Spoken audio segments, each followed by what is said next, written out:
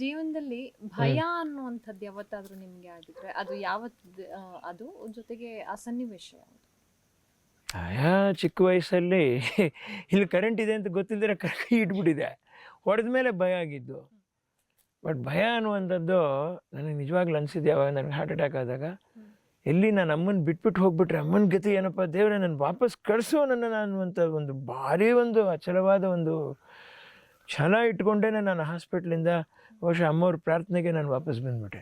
ಭಯ ಅನ್ನೋದು ಆವಾಗಿದ್ದು ನನಗೆ. ಆಮೇಲೆ ಮತ್ತೆ ಅಮ್ಮವ್ರಿಗೆ ಹಾರ್ಟ್ ಅಟ್ಯಾಕ್ ಆದಾಗ ಅವಾಗಲೂ ನನಗೆ ತುಂಬ ಭಯ ಆಗೋಗ್ಬಿಡ್ತು. ನನಗೆ ಜವಾಬ್ದಾರಿನೇ ಗೊತ್ತಿಲ್ಲ, ದುಡ್ಡಿಂದು ಏನು ಅನ್ನುವಂಥದ್ದು ನನಗೆ ಹೇಳಲಿಲ್ಲ. ಕೈ ಕೊಟ್ಬಿಡೋರು, ಖರ್ಚು ಮಾಡ್ಕೊಂಬಿಡೋರು, ಅಮ್ಮ ಕೊಡ್ತಾರೆ ನಾನು ಮಾಡ್ತೇನೆ, ಇಷ್ಟೇ ಇತ್ತು.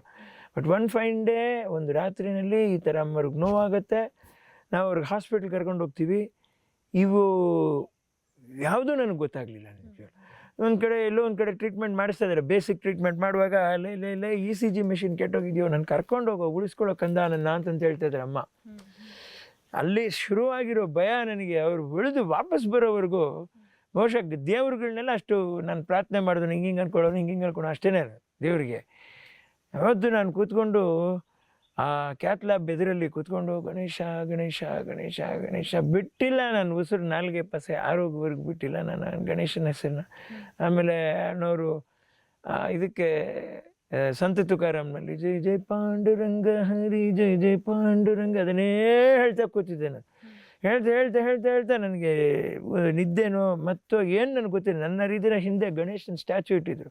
ಗಣೇಶ ಬಿದ್ದೋಗ್ಬಿಡ ಅಲ್ಲಿಂದ, ಡೋರ್ ಓಪನ್ ಮಾಡಿ, ವಿನೋದ್ ರಾಜ್ ಅವರೇ ನಿಮ್ಮ ತಾಯಿಯವ್ರ ದೇವ್ರಿ ಬದುಕ್ಬಿಟ್ಟು ಬಂದುಬಿಟ್ರು, ಹೋಗ್ರಿ ವಿನೋದ್ ರಾಜ್ ಅವರೇ, ನಾವು ನಮ್ಮ ಕೆಲಸ ಅಷ್ಟೇ ಮಾಡಬೇಕು, ಜೀವ ಅವನೇ ಕೊಟ್ಟಾರಿ ಅಂತೇಳಿ. ಆವಾಗ ನನಗೆ ರಿಲೀಫ್ ಆಗಿದ್ದು ಮೈಂಡಲ್ಲಿ. ಇನ್ನು ಕೊರತೆ ಅನ್ನುವಂಥದ್ದು ಏನಾದರೂ ಇದ್ರೆ ನಿಮ್ಮ ಜೀವನದಲ್ಲಿ? ಕೊರತೆ ಅನ್ನುವಂಥದ್ದು, ಅಯ್ಯೋ ನನಗೆ ಬೇಕಾದಷ್ಟು ನನಗೆ ಚಿತ್ರಗಳು ನನಗೆ ಬರಲಿಲ್ವೇ, ಇನ್ನೂ ಅಷ್ಟು ಮಾಡಿ ತೋರಿಸ್ಬೇಕು ಅಂತ ಆಸೆ ಇತ್ತೆ ಅನ್ನುವಂಥ ಕೊರತೆ ತುಂಬ ನನಗೆ. ಆಮೇಲೆ ಹಾಡೋಕ್ಕೆ ಇಷ್ಟ ಇತ್ತು, ಪಾಪ ಅವಕಾಶಗಳು ಇತ್ತು, ಬಟ್ ನನಗೇ ನನ್ನ ಪರಿಸ್ಥಿತಿಗಳು ಹೋಗೋಕ್ಕೆ ಬಿಡಲಿಲ್ಲ ನನ್ನ. ಹಾಗಾಗಿ ಇದರಲ್ಲಿ ನಾನು ಯಾರನ್ನೂ ಕೈ ತೋರಿಸಿ ನಾವು ದೂಷಣೆ ಮಾಡಿ ಏನು ಮಾಡ್ತಾಯಿಲ್ಲ ನಾನು. ಯಾಕೆಂದರೆ ಇಷ್ಟೆಲ್ಲ ಮಾಡುವುದು ಹೊಟ್ಟೆಗಾಗಿ, ಗೀಣು ಬಟ್ಟೆಗಾಗಿ, ತುತ್ತು ಹಿಟ್ಟಿಗಾಗಿ, ಎಲ್ಲವನ್ನೂ ತಾಯಿ ರೂಪದಲ್ಲಿ ದೇವ್ರು ಕೊಟ್ಬಿಟ್ಟ ನನಗೆ. ಅದಕ್ಕೆ ಅಂತ ನಾನು ಬೇರೆ ಯಾರನ್ನೂ ನಾನು ಬೈದಿಲ್ಲ, ನಾನು ಮಾಡಿಲ್ಲ, ಹಂಗಿಲ್ಲ ಹಿಂಗಿಲ್ಲ. ಮನಸ್ಸು ಅನ್ನುವಂಥದ್ದು ಭಾರಿ ದೊಡ್ಡದು. ಇದು ಏನು ಮಾಡುತ್ತೆ, ಎಡಿಟಿಂಗ್ ಮಾಡಿಬಿಡತ್ತೆ, ಉಳಿದಿರೋದು ಮಾತ್ರ ಇಲ್ಲಿ ಬರ್ತದೆ. ನಾನು ಭಾರಿ ಒಳ್ಳೆಯವನು ಅಂತ ಅಂದ್ಕೊಳ್ಳಿ. ಅವಾಗ ಹೇಳಿದ್ನಲ್ಲ ನಿಮ್ಗೆ, ನನಗೂ ಕೋಪ ಆಯಿತು, ನನಗೂ ಬೇಸರ ಆಯಿತು, ಆದರೆ ನನ್ನ ತಾಯಿಯವರು ಅದಕ್ಕೆ ತಾಳ್ಮೆ ಹೇಳಿಕೊಟ್ರು ನನಗೆ. ಹಾಗನ್ಬಾರ್ದು ಕಂದ, ನೀನು ಎಲ್ಲಿವರೆಗೂ ತಡೆದು ನಿನ್ನ ಜೀವನ ಮಾಡ್ತೀಯೋ ಅಲ್ಲಿವರೆಗೂ ನಿನ್ಗೆ ಒಳ್ಳೆ ಯಶಸ್ಸು ಸಿಗುತ್ತೆ. ನೀನೇನೂ ಮಾಡಲೇಬೇಕಾಗಿಲ್ಲ, ಯಶಸ್ಸು ನಿನ್ನೇ ಹುಡ್ಕೊಂಬರುತ್ತೆ. ನಿನ್ನ ತಾಯಿ ಜೊತೆಲಿದೆಯಾ. ಗಣೇಶ ತಂದೆ ತಾಯಿನ ಸುತ್ತಾಕ್ದ ಪ್ರಪಂಚ ಇಡೀ ಈ ಗಳಿಗೆವರೆಗೂ ಸಂಬಂಧ ಇಲ್ದಿರೋರು ಕೂಡ ಗಣೇಶನ್ನೇ ನೆನೆಸ್ಕೋತಾರೆ ಕಣಪ್ಪ. ಸಂಬಂಧ ಇಲ್ಲದ್ರು ಬೇರೆ ಜಾತಿಯವರು ಕೂಡ ಗಣೇಶನ ಪೂಜೆ ಮಾಡ್ತಾರೆ. ಬಾಂಬೆನಲ್ಲಿ ನೀವು ನೋಡಿರ್ತೀರಾ. ಅದು ಏನೋ ಒಂದು ಶಕ್ತಿ ಇರುತ್ತೆ ಅಲ್ವಾ, ಅವ್ರಿಗನ್ಸಿರುತ್ತೆ ಅದು. ನನಗದೇ ನನ್ನ ತಾಯಿಯವರ ಮಾತುಗಳೇ ವೇದವಾಕ್ಯವಾಗಿ, ಯಾರನ್ನು ಯಾವ ಕೊರತೆನೂ ಎಲ್ಲ ತೆಗೆದು ಬಿಸಾಕ್ಬಿಟ್ಟು ನೆಮ್ಮದಿಯಾಗಿ ಬಾಳ್ತಾ ಇದ್ದೀನಿ, ನಾನು ಸಂತೋಷವಾಗಿದ್ದೀನಿ. ನಾನು ನಿಮ್ಮನ್ನು ನೋಡಿದ ಹಾಗೆ ತುಂಬಾ ತಾಳ್ಮೆ ಜೀವಿ ನೀವು. ಅಯ್ಯೋ ತಾಳ್ಮೆನೇ ಇಲ್ಲ. ಆದ್ರೂ ಮನುಷ್ಯನ ಒಂದು ಗುಣದಲ್ಲಿ ಕೋಪ ಅನ್ನುವಂಥದ್ದು ಕೂಡ ಒಂದು ಗುಣ. ಹೌದು, ಕೋಪ ಮಾಡ್ಕೊಂಡಿದ್ರೆ ವಿನೋದ್ ರಾಜ್ ಅವರು ಯಾವ ವಿಷಯಕ್ಕೆ ಕೊನೆಯ ದಿನ ಅಂದ್ರೆ ಲಾಸ್ಟ್ ಯಾವಾಗ ನೀವು ಯಾರ ಮೇಲೆ ಕೋಪ ಮಾಡಿ? ಕೋಪ ಎಲ್ಲ ಒಂದು ಉತ್ತರನ ವರ್ಷ ಒಲೆ ಮುಂದೆ ಅಂತ ಅಮ್ಮನ ಮುಂದೆನೆ. ಆಮೇಲೆ ಒಂದು ಎರಡು ಬಿಡ್ತಾರೆ, ಏಯ್ ಭೀಮ ಸುಮ್ಮನೆ ಅಲ್ಲಿ ಅನ್ಬಿಟ್ಟು ಏನು ಮಾತಾಡ್ತೀಯ ನೀನು, ವಾಡ್ದಾಕ್ಬಿಡ್ತೀನಿ ಈಗ ಅಂತಾರೆ. ಸುಮ್ಮನೆ ಹೋಗ್ಬಿಡೋದು ಅಷ್ಟೇ ತೆಪ್ಪಗೆ. ಇವಾಗಲೂ ಅಷ್ಟೇ ಹೇಳಿ ಕೋಪ ಬಂತಂದರೆ ಏನು ಮಾಡ್ತಾರೆ, ಎತ್ತ ಒಂಜಿ ಬಿಡ್ಬೇಕು ಮೂಸುಂಟುಗತ್ತಪ್ಪ ಹಂಗಂತಾರೆ. ಹಂಗಂದ ತಕ್ಷಣ ಆಯಿತು, ನೀವು ಸುಮ್ಮನೆ ಆಗ್ಬಿಡ್ತೀವಿ. She has a great power. But ಇದರಲ್ಲಿ ಏನೋ ಹೇಳಿದ್ರಿ ನೀವು, ಕೋಪ ಅನ್ನುವಂಥದ್ದು ಕೊನೆ ಕೋಪ ನಾನು ಮಾಡಿದ್ದು ಅನ್ನುವಂಥದ್ದು, ಲಾಸ್ಟ್ ಕೋಪ ಬೈದ್ಬಿಡೋದು. ಏನ ಮಾಡೋಕ್ಕಾಗಲ್ಲ, ನೀನು ಏನಕ್ಕೆ ಇದೆಯಾ ನೀನು ಡಬ್ಬ ನನ್ನ ಮನೆ ತಿತ್ತೇಬಿಡ್ತಾವೆ ನಾನೇ ಮಾಡಿ ತೋರಿಸು. ರೈ ನಿನ್ನ ವಯಸ್ಸೆಷ್ಟು, ಅವನ ವಯಸ್ಸೆಷ್ಟು, ಅವ್ನು ಕಷ್ಟಕ್ಕೆ ಬಂದಿದ್ದಾನೆ ಕಂದ, ಕಷ್ಟಕ್ಕೆ ಬಂದಿದ್ದಾನಪ್ಪ, ನೋವು ಕೊಡಬಾರ್ದು ಕಂದ. ನಿನಗೀಗೇನು ಇದನ್ನು ಮಾಡಿ ಮಾರಿ ತಿನ್ಬೇಕಾ ನೀನು? ಇಲ್ಲ, ಟೈಮ್ ಪಾಸ್ ಮಾಡಬೇಕಿಲ್ಲಿ, ಪಾಸ್ ಮಾಡು. ಅವರೇ ನಿನ್ನ ಫ್ರೆಂಡ್ಸು ಅಂತ ತಿಳ್ಕೊ. ಸೂಪರ್ ಅಣ್ಣ ತಮ್ಮಂದ್ರೆ ನಿನ್ನ ಜೊತೆಲಿದ್ದಾರೆ ಅಂತ ಒಂದು ಸರಿ ಕ್ಯಾಲ್ಕುಲೇಟ್ ಮಾಡಿ ನೋಡು. ಬರತ್ತೆ ಕಣೋ ಕಿಕ್ಕು ಅಂತಂತ ಹೇಳಿದ್ರು. ಹೌದು ಬಂತು ಕಿಕ್ಕು. ಅವ್ರನ್ನೇ ಪ್ರೀತಿಸಿ ಅವ್ರ ಕೆಲಸ ಮಾಡೋಕ್ಕಾದ್ರೆ ನಾನೇ ಅವ್ರ ಕೆಲಸ ಮಾಡಿಕೊಟ್ಬಿಟ್ಟು ನಾನೇ ಅವ್ರಿಗೆ ಕಾಸು ಕೊಡ್ತೀನಿ. ಸೊ ಲಾಸ್ಟ್ ಕೋಪ, ಯಾರ ಮೇಲೂ ಆ ಥರ ಕೋಪ ಮಾಡಬಾರ್ದು, ನೀನು ನೋಯಿಸ್ಬಾರ್ದು. ಏನೋ ಕಷ್ಟಕ್ಕೆ ಬಂದಿರ್ತಾರಲ್ಲೇ, ಆ ಮಣ್ಣು ಮುಟ್ತಾರೆ, ಗಾಡಿ ಮ್ಯಾಟ್ ಓದಿರ್ತಾರೆ, ನೀನು ತುಳ್ಕೊಂಬಂದಿರ್ತೀಯ, ತೆಗೆದು ಆ ಕಡೆ ಇಡ್ತಾರೆ. ಕಂದ ಬೈಬೇಡ ಅವ್ರನ್ನ. ನಾನು ಒಂದು ಮನೆಯಲ್ಲಿ ಮುಸುರೆ ತಿಕ್ಕ ಕೆಲಸಕ್ಕಿದ್ದೆಪ್ಪ, 5 ರೂಪಾಯಿ ಸಂಬಳ ಕಣೋ, ತಿನ್ನೋಕ್ಕಿರ್ಲಿಲ್ಲಪ್ಪ. ನಾನ್ ವೆಜಿಟೇರಿಯನ್ ತಿನ್ನೋರು ಎಲ್ಲ ತಿಂದು ಬಿಟ್ಟಿರೋದ್ರಲ್ಲಿ ನಾನು ನೋಡ್ಕೊಂಡು ಅದರಲ್ಲೇ ಒಂದು 2 ಪೀಸ್ ತೆಗೆದಿಟ್ಕೊಂಡು ತಿಂತಾ ಇದ್ದೆ ಕಂದ, ಬೇಡಪ್ಪ ಅವ್ರ ಶಾಪ ನಿನಗೆ ಬಿಡಬಾರ್ದು ಅಂತ ಕೈ ಮುಗಿಯೋರು ನಮ್ಮಮ್ಮ. ಇದು ನಮ್ಮ ದೊಡ್ಡ ವಿಷಯ. ಈ ಜನ್ರೇಷನ್ ಅಲ್ಲ, 100 ಜನ್ರೇಷನ್ ಬಂದರೂ ಕೂಡ ಈ ಒಳ್ಳೆತನ ನಾವು ಇಲ್ಲ, ನಮ್ಮ ಹತ್ರನೂ ಇರಲ್ಲ. ನಾನು ಮೃಗ ಇದ್ದಂಗೆ ಇದ್ದೆ, ನಮ್ಮನ್ನು ಪಳಗಿಸಿದ್ರು ಅಮ್ಮ. ನೋವು ಏನು ಅಂತ ತೋರಿಸ್ಕೊಟ್ರು. ತನ್ನನ್ನು ತಾನೇ ಬೈಸ್ಕೊಂಡು ತನ್ನನ್ನು ತಾನೇ ಹೊಡ್ಕೊಂಡು, ನೋಡಿ ನಾನು ಪಟ್ಟಿದ್ದೀನಲ್ವಾ, ನೀನು ಯಾರ ಮಗ? ಇವತ್ತು ಲೀಲಾವತಿಯವ್ರ ಮಗ. ಲೀಲಾವತಿ ಏನಾಗಿದ್ಲು, ಒಂದು ಕಾಲದಲ್ಲಿ ಇನ್ನೊಬ್ಬರ ಮನೆ ಕೆಲಸ ಮಾಡ್ತಾಯಿದ್ಲು. ಕೆಲಸ ಮಾಡೋರ ಮಗ ನೀನು ಅಂತ ಅನ್ಕೋ, ನಿನ್ ದುರಹಂಕಾರನೇ ಬರಲ್ಲ. ಇದಕ್ಕೆ ಮೇಲೆ ಏನು ಬೇಕು ಬಸ್? Example philosophy. ಏನು ಫಿಲಾಸಫಿ? ನಾನು ಇರಲ್ಲ ಅನ್ನೋದೇ ನಿಜವಾದ ಫಿಲಾಸಫಿ.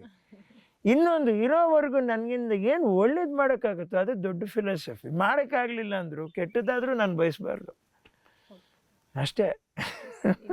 ಕೊನೆಯದಾಗಿ ಕಾರ್ಯಕ್ರಮದ ಕೊನೆ ಅಯ್ಯೋ ದೇವ್ರೆ, ಏನ್ ಹೇಳ್ತೀರಾ ಸರ್ ನಮ್ಮ ವೀಕ್ಷಕರಿಗೆ, ನಿಮ್ಮ ಅಭಿಮಾನಿಗಳಿಗೆ? ಜೊತೆಗೆ ಈ ಸಂದರ್ಭ ಅನ್ನುವಂಥದ್ದು, ಕರೋನಾ ಅನ್ನುವಂಥದ್ದು ತುಂಬಾ ಇದಾಗಿ ಕಾಡ್ತಾ ಇದೆ. ಖಂಡಿತ ಕರೋನಾಗೆ ಪಾಠ ಹೇಳ್ಕೊಡುವಷ್ಟು ಅನುಭವಶಾಲಿ ನಾನು ಅಲ್ವೇ ಅಲ್ಲ.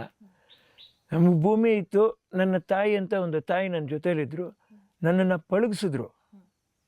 ಆದರೆ ಎಲ್ರಿಗೂ ಇದೇ ಥರ ಭೂಮಿ ಇದೆ, ಎಲ್ಲರೂ ಹೀಗೆ ಉಳ್ರಿ ಮಾಡ್ರಿ ಅಂತ ನಾನು ಖಂಡಿತ ಹೇಳೋದಿಲ್ಲ.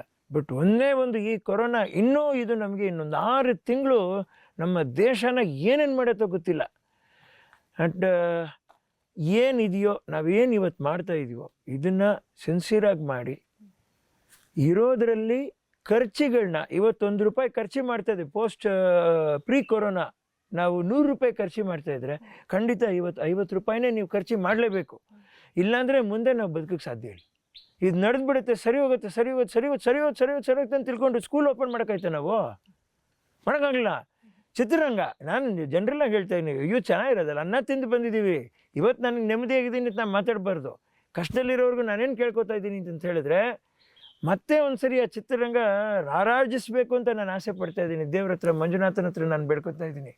ಹಾಗೆ ಇವತ್ತೇನು ನಾವು ಅದರಲ್ಲಿ ಬಂಡವಾಳ ಹಾಕಿದ್ದೀವೋ ಅದು ರಿಟರ್ನ್ ಬರುತ್ತೋ ಬರಲ್ಲೋ ಅನ್ನುವಂಥದ್ದನ್ನು ಅನಿವಾರ್ಯವಾಗಿ ಪಕ್ಕದಲ್ಲಿ ಅದೊಂದು ಅನಾವಶ್ಯಕವಾಗಿ ತೆಗೆದಿಟ್ಟು, ಹಣನ ನಾವು ಅನಾವಶ್ಯಕವಾಗಿ ಮಾಡೋಕ್ಕಾಗಲ್ಲ.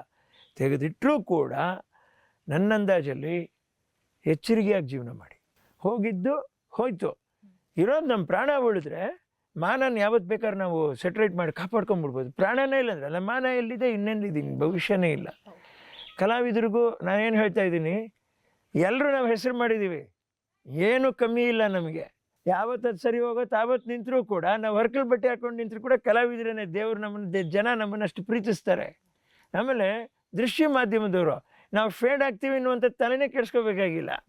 ಹಿಂಗೆ ಬಿದ್ದಾಗ ಸುಮ್ಮನೆ ಹಿಂಗೆ ಕಸದಿಂದ ನಮ್ಮನ್ನು ಹಂಗೆ ಎತ್ತಿಟ್ಬಿಟ್ಟು ಇಂಥವ್ರೊಬ್ರು ಇದ್ದಾರೆ ಇಲ್ಲಿಂದ ತೋರ್ಸಕ್ಕಿದ್ದಾರೆ, ಏನು ರೀ ಬೇಕು ನಮ್ಮ ಕಷ್ಟ, ನೊಂದ್ಕೊಬಾರ್ದು, ಖರ್ಚು ಮಾಡ್ಕೋಬಾರ್ದು, ಮೈಂಡ್ ಅಪ್ಸೆಟ್ ಮಾಡ್ಕೋಬಾರ್ದು. ಇವಾಗ ನಮ್ಮ ಮನೆ ಕೆಲಸದವ್ರು ಇದ್ದರೂ ಕೂಡ ಅವ್ರ ಹತ್ರ ನಾವು ಅವ್ರನ್ನ ಕೆಲಸದವ್ರು ಸೇವಕರು ಅಂತ ತಿಳ್ಕೊಂಬಿಟ್ಟು ಪ್ರೀತಿಯಿಂದ ಮಾತಾಡ್ಸಿದ್ರೆ ಅವನೇ ಎಷ್ಟೋ ರಿಲೀಫ್ ಕೊಡ್ತಾನೆ, ಅವರೇ ಎಷ್ಟೋ ರಿಲೀಫ್ ಕೊಡ್ತಾರೆ ನಮಗೆ. ಹಾಂ, ಬಾಯಿಲ್ದಿರೋ ಜೀವಗಳ ಜೊತೆಲಿ ಸ್ವಲ್ಪ ಬೇಕಾಗಿರೋರು ಒಳ್ಳೆ ಮಾತು ಹೇಳುವಂಥ 1-2 ಜೊತೆಲಿ ಒಳ್ಳೆ ಮಾತುಗಳನ್ನ ಆಡ್ಕೊಂಡು ಕಾಲ ಕಳೀತಾ, ಯೋಗ ಪ್ರಾಣಾಯಾಮ ಸಿಂಪಲ್ಲಾಗಿ ಅಲ್ಲ ಅವ್ರಿಗಟ್ಲ ಮಾಡಿರಿ, ಹಿಂಗೆ ಮಾಡಿರಿ, ತಲೆ ಕೆಳಗೆ ನೇತಾಡ್ರಿ, ಅವೆಲ್ಲ ಏನೂ ಬೇಡ. Very cool and always have a beautiful smile on your face. जीना यहाँ मरना यहाँ, इसके सिवा जाना कहाँ. खल खेल में हम हो न हो, गर्दिश में तारे रहेंगे सदा. बोलोगे तुम बोलेंगे वो, पर हम तुम्हारे रहेंगे सदा. ರಾಜ್ ಕಪೂರ್ ಅವ್ರು ಹೇಳಿಲ್ವಾ? ಇನ್ನು ಕೊನೆಯದಾಗಿ ನನ್ನ ಪ್ರಶ್ನೆ ಜೊತೆಗೆ ಲಕ್ಷಾಂತರ ಜನ, ಕೋಟ್ಯಾಂತರ ಜನ ವೀಕ್ಷಕರ ಪ್ರಶ್ನೆ. ಮುಂದೊಂದು ದಿನ ಒಳ್ಳೆಯ ಒಂದು ಸ್ಕ್ರಿಪ್ಟ್ ಅನ್ನೋವಂಥದ್ದು ಏನಾದ್ರೂ ನಮ್ಮ ವಿನೋದ್ ರಾಜ್ ಅವ್ರಿಗೆ ಸಿಕ್ಕಿದೆ ಅಂತ ಒಂದು ಸಂದರ್ಭ ಬಂದಿದೆ ಅಂದವಾಗ ಅವರು ಗಂಟೆ ಹೊಡಿತಾ ಇದ್ದೀನಿ.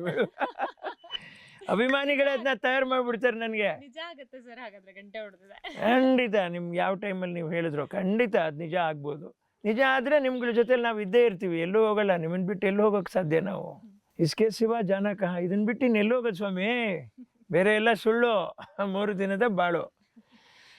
ಇನ್ನೊಂದು ತಲೆ ಎಲ್ಲೇ ಹೋದರೂ ಮುಖ್ಯವಾದ ತಲೆನ ಯಾರು ಮರೀತಾರೆ ಇವತ್ತು? ವರ್ಷಾನುಗಟ್ಲೆ ಆದರೂ ಕೂಡ ನಮಗೆ ಎಷ್ಟು ಜ್ಞಾಪಕಕ್ಕೆ ಬರ್ತಾರೆ ಹಿರಿಯರು, ಅಣ್ಣವರು, ಸೇವೆ ಮಾಡಿರುವಂಥ ಎಷ್ಟೋ ಶ್ರೇಷ್ಠ ಕಲಾವಿದರು. ಬೇಕು ಅಂದರೆ ಮತ್ತೆ ಅವ್ರು ಸಿಗೋದಿಲ್ಲ, ನಮ್ಮ ಮುಂದೆ ಅವ್ರುಗಳು ಇಲ್ಲ ಇವತ್ತು. ವಿಷ್ಣುವರ್ಧನ್ ಅವರು, ಅಂಬರೀಷ್ ಅಣ್ಣವರು, ಬಾ ದೇವ್ರೆ ಬಾ. ನಮಗಂತೂ ಅವ್ರನ್ನ ನೋಡಿದಾಗ ನಾವು ಚಿಕ್ಕ ಮಕ್ಕಳಾದಂಗೆ ಕಾಣಿಸ್ತಿದೆ, ಅವರಿಲ್ಲ ಅಂದಾಗ ನಮಗೆ ವಯಸ್ಸಾದಂಗೆ ಕಾಣಿಸ್ತಿದೆ. ಇದೆಲ್ಲ ನೆನೆಸ್ಕೊಬಿಟ್ರೆ ಭಾರಿ ಬೇಜಾರತ್ತೆ. ಬಟ್ ಇವಾಗಲೂ ನಮ್ಮ ಕಲಾವಿದರಲ್ಲಿ ಯಾವ ಕೊರತೆನೂ ಇಲ್ಲ. ನನ್ನ ಅಂದಾಜಿಗೆ ತಪ್ಪು ಮಾಡಿದ್ರು ನಾವು ಕಲಾವಿದರೇ, ಏನು ಮಾಡಿದ್ರು ನಾವು ಕಲಾವಿದರೇ. ಯಾಕಂದರೆ ನಮಗೆ ಬೇರೆ ಸಬ್ಸ್ಟಿಟ್ಯೂಟ್ ಇಲ್ಲ ಸ್ವಾಮಿ. ನಮ್ಮಲ್ಲಿ ತಪ್ಪಿದ್ರೆ, ನಮ್ಮಲ್ಲಿ ಒಳ್ಳೇದಿದ್ರೆ, ಎರಡನ್ನೂ ನೀವು ಬ್ಯಾಲೆನ್ಸ್ ಮಾಡ್ಕೊಂಡು ಎಳೆ ಮಕ್ಕಳ ಥರ ನಮ್ಮ ಕೈ ಹಿಡಿದು ನಡೆಸ್ಬೇಕೇ ಹೊರತು ಏನು ಗೊತ್ತಿರುತ್ತೆ ನಮಗೆ? ನಮ್ಮನ್ನ ಏನು ಮಾಡಿಬಿಡ್ತಾರೆ, ನಿಲ್ಲಿಸ್ಬಿಟ್ಟು ರೆಡಿ ಆ್ಯಕ್ಷನ್ ಅಂದ ತಕ್ಷಣ ಹೋಗಿ ಹಿಂಗೆ ಹೊಡೆದ ತಕ್ಷಣ 4 ಜನ ಹೋಗಿ ಬಿದ್ದೋಯ್ತಾರೆ. ನಿಜವಾಗ್ಲೂ ಹೋಗಿ ಹೊಡೆದ್ರೆ ಬಿದ್ದೋಯ್ತಾರೆ. ಹಂಗೆ ಅವ್ನು ತಿರುಗಿಸಿ ನಮ್ಗೆ ಬಿಡ್ತಾನೆ. ಅವ್ನು ಒಬ್ಬನೇಟ್ ನಾವು ತಡೆಯಲ್ಲ ಯಜಮಾನ್ರೆ. ಸುಮ್ಮನೆ ಇದು ಒಂದು ಮಾಯೆ ಸುತ್ತಾ ಇದೆ ನಮ್ಮ ಜೊತೆಯಲ್ಲಿ. ಬಟ್ ನಾವು ಅದನ್ನು ಅರ್ಥ ಮಾಡ್ಕೊಂಡು ಜೀವನ ಮಾಡೋಕ್ಕೆ ಪ್ರಯತ್ನ ಪಡ್ತೀವಿ ಅಷ್ಟೇ. ಇನ್ನೇನು ಹೇಳೋಣ? ಸಿರಿಗನ್ನಡಂ ಗೆಲ್ಗೆ ಸಿರಿಗನ್ನಡಂ ಬಾಳ್ಗೆ. ಕನ್ನಡಿಗರಿಗೆ ಎಲ್ರಿಗೂ ನಾನು ಕೇಳ್ಕೊತಾ ಇರೋದು ಏನು ಅಂತಂತ ಹೇಳಿದ್ರೆ, ತುಂಬ ಫಾಸ್ಟಾಗಿ ತಂದೆ ತಾಯಿನ ನಾವು ಮರ್ತು ಬಿಡ್ತೀವಿ, ತಾಯಿನಂತೂ ನಾವು ಮರ್ತೇ ಬಿಡ್ತೀವಿ. ಬಂದಿದ್ದ ದಾರಿನ ನಾವೆಂದೂ ಮರಿಬಾರ್ದು. ಅದಕ್ಕೋಸ್ಕರನೇ ನಮ್ಮ ಹೀನಾಯ, ನನ್ನ ತಾಯಿಯವರ ಹೀನಾಯ ಪರಿಸ್ಥಿತಿನೂ ನಾನು ಹೇಳ್ಕೊಂಡು ನಿಮಗೆ ಈಗ ನೆನಪಿಸ್ಕೊಂಡಿದ್ದು. ನಾನು ಈ 2 ಮಾತು ಮಾತಾಡೋಕ್ಕೆ ಅವಕಾಶ ಕೊಟ್ಟಂಥ ಶ್ರೇಷ್ಠ T V channel speed news, ದೇವರು ಒಳ್ಳೇದು ಮಾಡಲಿ. ಪಾಪ ನಮ್ಮ ವಿನಾಯಕ್ ರಾಮ್ ಅವರು ಹೆಸರಲ್ಲೇ ವಿನಾಯಕ ಅಂತ ಹೆಸರಿಟ್ಕೊಂಡಿದ್ದಾರೆ. ಛಾಯಾಗ್ರಾಹಕರು, ಸಂಕಲನಗಾರರು, ಅವ್ರದ್ದು ಎಷ್ಟು ಕೆಲಸ ಇರ್ತದೆ. ಅವ್ರು ನಾವು ಮಾಡಿರೋ ಮಿಸ್ಟೇಕ್ನೆಲ್ಲ ತಲೆ ಕೆಡಿಸ್ಕೊಂಡು ಇಲ್ಲಿ ನೋಡಿ, ಇಲ್ಲಿ ಬಾಯಿ ಲಿಪ್ ಕಟ್ ಮಾಡು, ಅದು ಮಾಡಿ ಇದು ಮಾಡು ಅಂತೆಲ್ಲ ಮಾಡಿ ನಮ್ಮನ್ನು ಅಭಿಮಾನಿಗಳ ಮುಂದೆ ಬೆಳಗಿಸ್ತಾರೆ, ಬಾಳಿಸ್ತಾರೆ. ನಿಮ್ಮೆಲ್ಲರಿಗೂ ಶತಕೋಟಿ ವಂದನೆಗಳು. ದೇವ್ರು ನಿಮ್ಮನ್ನು ನಮಗಿಂತ ಚೆನ್ನಾಗಿಟ್ಟಿರಿ, 100 ಕಾಲ ಚೆನ್ನಾಗಿ ಬಾಳಿಸ್ರಿ. ನಮಗೆ ಗೊತ್ತಾ ಕಷ್ಟ ಏನು ಅಂತ. ಧನ್ಯವಾದಗಳು ಸರ್, ಇಷ್ಟೊತ್ತು ಕಾರ್ಯಕ್ರಮದಲ್ಲಿ ಭಾಗವಹಿಸಿ ತುಂಬಾ ಚೆನ್ನಾಗಿ ಮಾತನಾಡಿದ್ರಿ. ನೀವು ತುಂಬ ಚೆನ್ನಾಗಿ ಮಾತನಾಡಿಸಿ ನಮ್ಮ ಬಾಯಿಂದ ಏನೇನು ಬರ್ಸ್ಬೇಕು ಎಲ್ಲ ಬರ್ಸ್ಬಿಟ್ರಿ ಹುಷಾರಾಗಿ. ಇದೇ ರೀತಿಯಾದಂಥ ಎನರ್ಜಿ ನಮಗೂ ಕೂಡ ದೇವರು ಕೊಡ್ಲಿ ಅಂತ ಹೇಳಿ ನಾನು ಕೇಳ್ತೀನಿ. ಖಂಡಿತ ನಿಮ್ಮಲ್ಲ ಎನರ್ಜಿ ಇದ್ರೆ ಇರೋದ್ರಿಂದಲೇ ನಮ್ಮನ್ನ ಮಾತಾಡ್ಸಿದ್ದು ನೀವು. ತುಂಬ ಧನ್ಯವಾದಗಳು. ನಮಸ್ಕಾರ. ನೋಡಿದ್ರಲ್ಲ ವೀಕ್ಷಕರೇ, ಡ್ಯಾನ್ಸಿಂಗ್ ಸ್ಟಾರ್ ವಿನೋದ್ ರಾಜ್ ಅವರು ಎಷ್ಟು ಡೈನಾಮಿಕ್ ಆಗಿ ಮಾತನಾಡಿದ್ರು. ಸಾಕಷ್ಟು ಜನಕ್ಕೆ ಸ್ಫೂರ್ತಿಯನ್ನ ತುಂಬಿದ್ದು ಕೂಡ ಹೌದು, ಸಾಕಷ್ಟು ಒಳ್ಳೆ ಮೆಸೇಜ್ಗಳನ್ನ ಕೂಡ ಕೊಟ್ಟಿದ್ದು ಹೌದು. ಸೊ ಈ ಇಂಟರ್ವ್ಯೂ, ಈ ಸಂದರ್ಶನ ನಿಮಗೆ ಇಷ್ಟ ಆಗಿದೆ ಅಂತ ಹೇಳಿ ಭಾವಿಸ್ತಾ ಈ ಕಾರ್ಯಕ್ರಮವನ್ನ ಎಲ್ಲಿಗೆ ಮುಗಿಸ್ತಾ ಇದ್ದೀನಿ. ನಮಸ್ಕಾರ. ಹೆಚ್ಚಿನ ಸುದ್ದಿಗಳಿಗಾಗಿ ನಮ್ಮ ಚಾನೆಲ್ನ ಸಬ್ಸ್ಕ್ರೈಬ್ ಮಾಡಿ.